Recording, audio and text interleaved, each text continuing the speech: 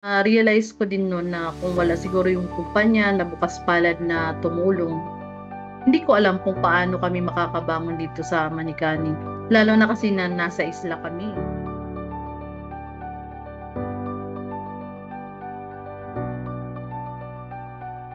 Ako po si Melody Prongo. 14 years na po dito sa HMC Manikani Nickel Mining Project bilang accounts payable accountant ng HMC Manikani. Ako po yung in charge ng processing ng lahat ng payables under Manikani.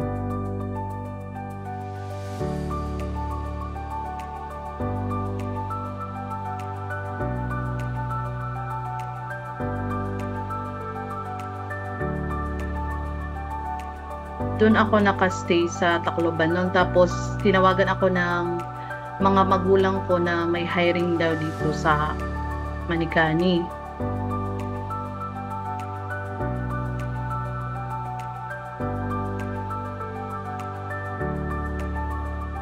Isa sa pinakamabigat na pagsubok na dinaanan ko, or kahit hindi lang ako yung nagkaroon ng unos dito yung pagdating ng Super Typhoon Yolanda.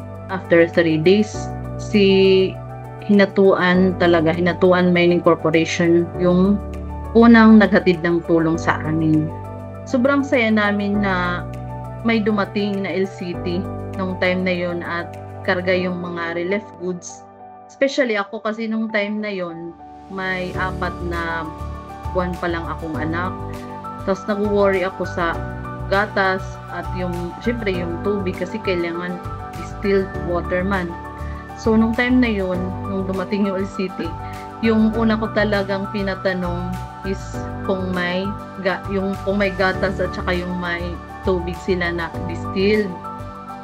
Tapos yun nga, buti na lang may dala sila, kaya sobrang talaga ako na-relief pa ako kasi pakiramdam ko pinakinggan talaga ni Lord yung panalangin ko na sana may dala silang gatas at saka yung tubig, kasi mahirap talaga nung time na yun after Yolanda eh. Sumunod din yung tulong nila yung sa pabahay, which is syempre halos lahat kasi yung bahay nun after Yolanda is nasira talaga, kaya napakalaking tulong na kanilang binigyan.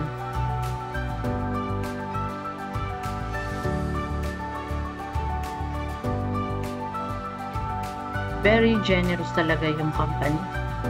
Kasi yun nga wala kang kita, pero sobra-sobra yung tulong na binigay nila sa amin.